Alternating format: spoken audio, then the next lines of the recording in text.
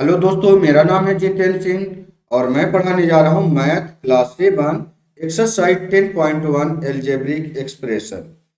पहला क्वेश्चन है, get the algebraic expression in the following cases using variables constant and arithmetic operation.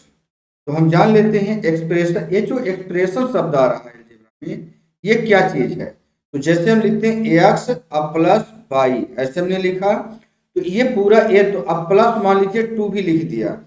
तो जितने भी टर्म होते जाएंगे इनको पूरे को बोलते हैं हम एक्सप्रेशन। ये पूरा पूरा हो जाएगा हमारा एक्सप्रेशन।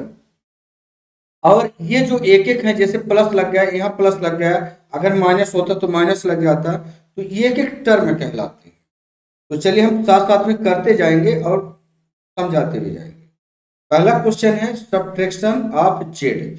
जेड को सब्ट्रैक्ट करो किससे? फ्रॉम बाई से। तो हम लिखेंगे बाई माइनस जेड। अगला है 1/2 of the sum of number X and by.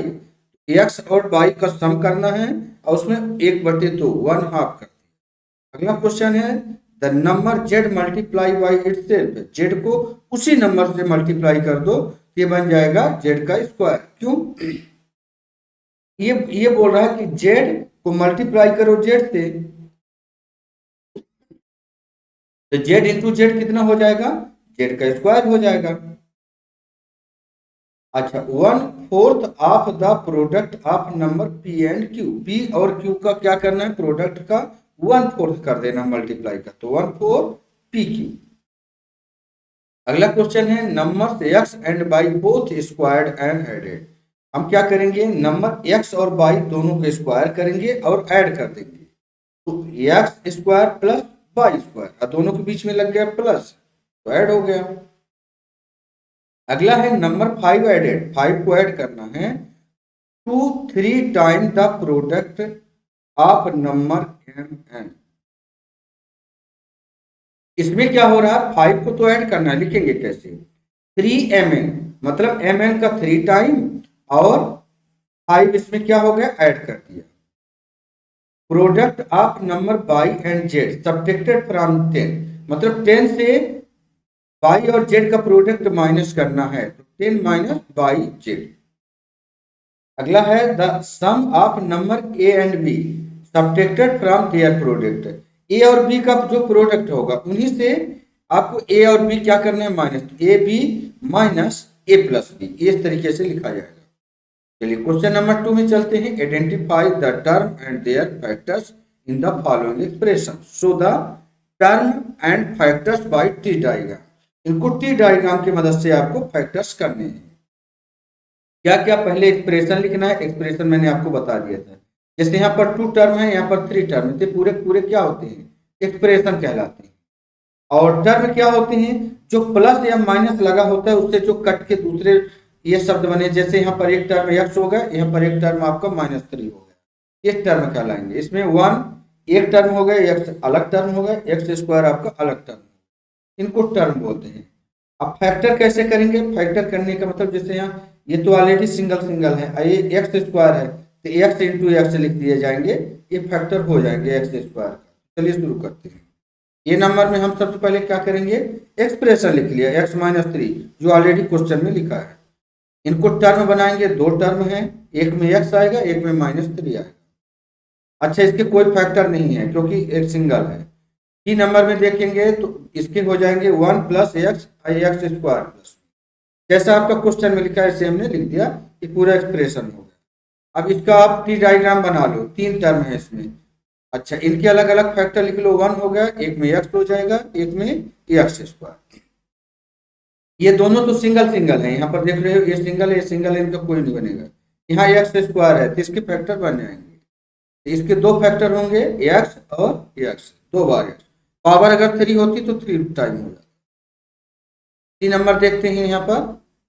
C number में हो जाएगा बाई माइनस बाई स्क्वायर। इसके इसके अगर हम टर्म की बात करें तो टर्म यहाँ पर बन जाएगा 2 बाई, एक में बाई का पावर 3 माइनस का है। ओके, इसके 4 टर्म बने। कैसे? एक तो बाई की पावर 3, तो बाई बाई 3 बार हो गए। अच्छा, यहाँ पर एक में आ जाएगा आपका -1। -1 क्यों आएगा? क्योंकि माइनस इनको सबको एक मल्टीप्लाई करोगे तो -y⁴ बनेगा। चलो अगला देखते हैं इसका क्वेश्चन डी पार्ट। इसके डी पार्ट में के भी आप क्या करोगे? एक्सप्रेशन लिख लोगे। एक्सप्रेशन लिखने के बाद इसमें दो टर्म है तो दो आप ट्री डायग्राम बना लिया और अलग अलग एक्सप्रेशन दोनों साइड में लिख लिया। 5x² और इधर हम लिख लेंगे 7x² अब इनके फैक्टर का ट्री डायग्राम बना लीजिए। फैक्टर कर रहे हैं 5 एक में x, अब y की स्क्वायर है तो y 2 बार। इसमें भी ऐसे सेम कर लेते हैं। एक में 7 y का स्क्वायर है तो x का पावर 2 है तो x 2 बार हो जाएगा और y है 1 बार तो y 1 बार। बस आपका रेडी हो गया। इसी तरीके से आपका ई पार्ट को करना है। तो सबसे पहले हम क्या करेंगे? एक्सप्रेशन लिख लेते हैं। एक्सप्रेशन जैसा आपका क्वेश्चन में लिखा है, क्वेश्चन के अकॉर्डिंग लिख लिया। 3 टर्म है तो आप ट्री डायग्राम बना लिया। चलिए अब हम सब में अलग अलग टर्म लिख लेते हैं। तो -ab हो गया एक में 2b² हो गया, एक में -3a²। अब इनको क्या करेंगे हम? इनके फैक्टर बना लो तो इसके 3 बन जाएगा। कैसे? एक तो -1 हो जाएगा, अलग निकाल देंगे कॉमन तो a और b बचेगा तो a और b। इसमें देखिए माइनस का नहीं है लेकिन 3 बनेगा। कैसे? एक में 2, अब b² है तो b 2 बार 2 बार। अच्छा इसमें -3 है तो एक में -3 कर देंगे। एक का स्क्वायर है तो ये अब हो जाएगा हमारा 2 बार। अच्छा इसमें देखिए सेकंड पार्ट में क्या है? क्वेश्चन नंबर 2 का ही है। Identified term and factors in the expression given below. इसमें भी सेम कहानी है। तो हम क्या करेंगे? आपको इसमें ट्री डायग्राम बोला है, नहीं बनाना है तो ट्री डायग्राम नहीं बनाएंगे। इस तरीके से आपको चार्ट एक प्रिपेयर कर लेना, बना लेना है स्केल और पेन की मदद से। तो हम इसमें एक में एक्सप्रेशन लिख देते हैं, एक्सप्रेशन, और एक में टर्म्स लिख देते हैं और एक में हम लिख देंगे फैक्टर। एक्सप्रेशन तो सेम ऐसे जैसे क्वेश्चन है तो सेम ऐसे क्वेश्चन की तरह आपको लिख देना है। ए पार्ट का जैसे -4x + 5। अब इसके टर्म कितने हैं? 2 टर्म हैं तो 2 टर्म आप लिख लीजिए, -4x और एक 5। इनके फैक्टर्स क्या होंगे? तो -4 और x अलग अलग कर देना है। अब 5 का तो अकेला सिंगल 5 है। बी में देखिए तो बी का से पहले आप एक्सप्रेशन लिख लो सेम क्वेश्चन की तरह, -4x + 5y। इसके दो आपके टर्म बनेंगे -4x 5y। फैक्टर बनेंगे -4 और x। अब इसका 5y का 5 और y। 3 नंबर देखिए एक्सप्रेशन सेम क्वेश्चन की तरह हम लिख लेंगे 5y + 3y²। ओके क्वेश्चन हो गया हमारा। अब इनके टर्म लिख लो, 2 टर्म इसमें भी है 5y और 3y²। अब इसके फैक्टर क्या बनाओगे? 5 और y, इसका बन जाएगा 3। अब y² है तो y 2 बार लिख दोगे। ओके डी नंबर देखते हैं। D number x y + 2x²। अब y², ये आपका हो गया एक्सप्रेशन, सेम क्वेश्चन हो गया। अच्छा इसके बाद आपको टर्म क्या बनेगा? xy, इसके बाद ये हो जाएगा 2x² y²। ये आपका बन गया टर्म। इनके फैक्टर देख लो क्या बनेगा? x और y, इसमें 2x², अब y²। x 2 बार लिखा गया स्क्वायर है इसलिए y 2 बार भी लिखा गया। ओके ई पार्ट देखिए क्वेश्चन नंबर 2 का। तो इसका ई पार्ट में एक्सप्रेशन तो सेम लिख देंगे जो क्वेश्चन PQ + Q। इसमें देखिए यहाँ पर आपका PQ तो हो गया, एक जगह Q हो जाएगा। दो हो गया एक्सप्रेशन। फैक्टर इसके P और Q, Q का अकेला सिंगल है तो Q बस। एफ का देखिए, एफ का भी सेम आप एक्सप्रेशन में तो सेम क्वेश्चन आ गया। अब इसमें देखिए कितने, इसमें 3 टर्म बने हैं तो आपको 3 टर्म लिखना पड़ेगा। 1.2 AB है, माइनस लग गया, फिर 2.4 B, इसके बाद 3.6 A आ जाएगा, 3.6 A। 3 टर्म हो गए। अब इसके फैक्टर लिख लो, 1.2 AB और 2.4 B माइनस का हो गया और 3.6 A, अलग अलग फैक्टर हो गए।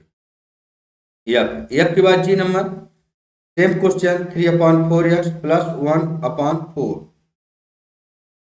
2 टर्म है, 2 टर्म लिख लीजिए 3/4x और 1/4।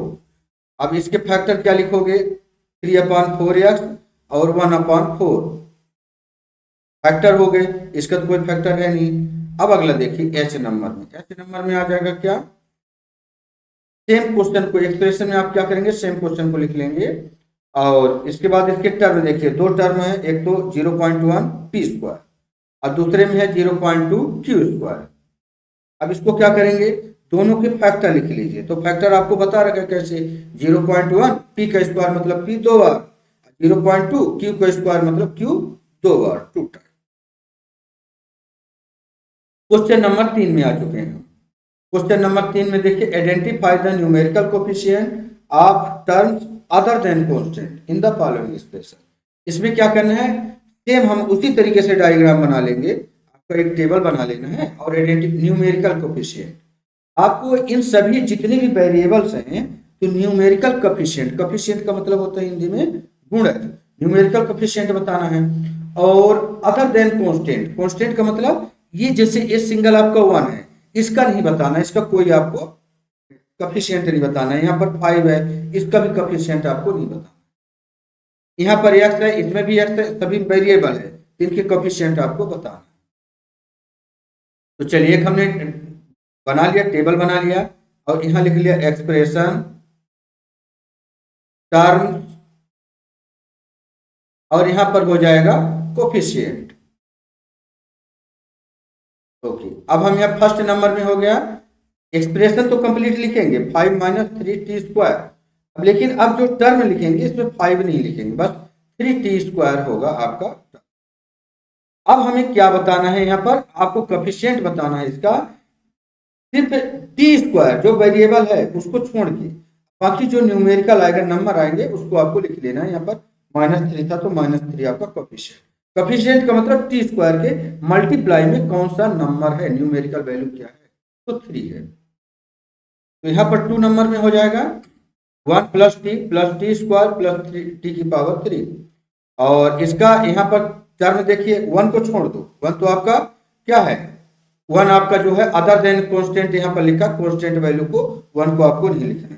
तो एक तो t हो गया, t स्क्वायर हो जाएगा और t की पावर 3। इनमें देखिए नंबर कुछ नहीं दिख रहा है, ऐसे वेरिएबल, इसमें वेरिएबल में वेरिएबल्स पहले कोई नंबर नहीं है, तो सबका कोफिशिएंट 1 होगा, 1 सब में होता है, 1 1 1 सभी में 1 होता है। हर नंबर देखेंगे तो पहले, सबसे पहले हम एक्सप्रेशन लिख लेंगे।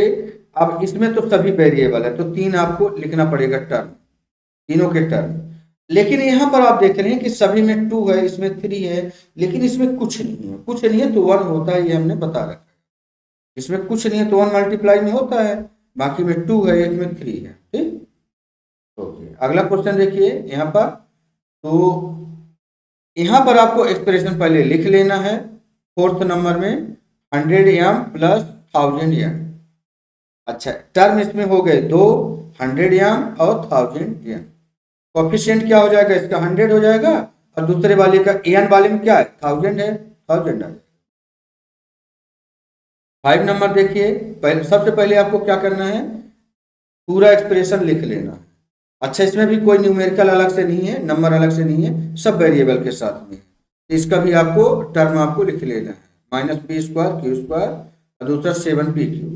अब इनके कोफिशिएंट क्या हो जाएंगे, तो इसमें तो आप देख रहे हो कि 7 है, लेकिन इसमें कुछ नहीं है तो -1 आ जाएगा, -1 इसमें 7। ओके, अगला क्वेश्चन देखिए, इसको एक्सप्रेशन लिख लेते हैं 1.2a + 0.8b। अच्छा, इसमें क्या हो जाएगा, 1.2a और 0.8b, ये आपका हो गया टर्म। इनके कोफिशिएंट नंबर लिख लो बस, 1.2 और 0.8, ये हो गया। अच्छा, यहाँ पर आप देखिए क्वेश्चन नंबर 3 का ये आखिरी क्वेश्चन है, ये 7 8 9। इसमें भी सेम करोगे, एक्सप्रेशन लिखोगे, एक्सप्रेशन पहले पूरा कंप्लीट लिख लो, 3.14 r²। अच्छा, टर्म इसमें एक ही है, इसमें कोई प्लस माइनस बीच में नहीं है, तो एक ही टर्म है 3.14 r²। कोफिशिएंट क्या होगा, r² का कोफिशिएंट आप देख लीजिए क्या है, 3.14, बस नंबर लिख देना। इसी तरीके से यहाँ पर आ जाएगा, पहले पूरा हम क्या करेंगे, 2l + b हमने लिख लिया, जो आपके ऑलरेडी क्वेश्चन में लिखा हुआ है। अब देखिए 2 का मल्टीप्लाई एल से भी होगा, 2 का मल्टीप्लाई बी से भी होगा। 2 का एल से होगा तो 2l बन जाएगा, 2 का बी से होगा तो 2b बन जाएगा।